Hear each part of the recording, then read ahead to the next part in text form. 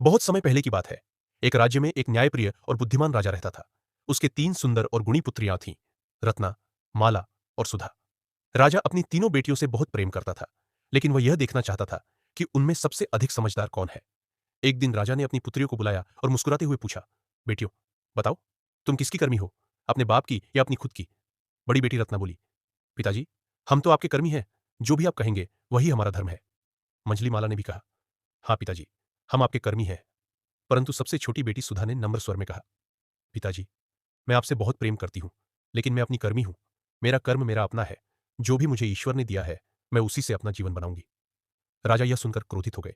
उन्हें लगा कि सबसे छोटी बेटी उनका अपमान कर रही है।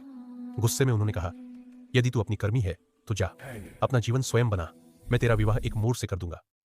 राज्य में यह सुनकर सब लोग हैरान रह गए। विवाह का दिन आया और राजकुमारी सुधा का विवाह एक मोर से कर दिया गया, वह भी ऐसा मोर जिसका एक पैर नहीं था। सबने उस पर हंसी उड़ाई, पर सुधा शांत रही। वह भगवान शिव की बहुत बड़ी भक्त थी।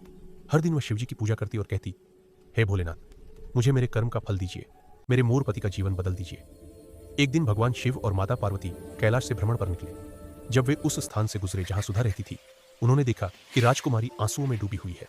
पार्वती माता बोली, स्वामी, देखिए, यह हमारी सच्ची भक्त है, इसके आंसू व्यर्थ नहीं जाने चाहिए।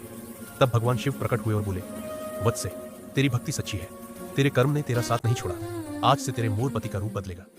इतना कहते ही वह मोर तेज प्रकाश में बदल गया और एक सुंदर राजा बन गया।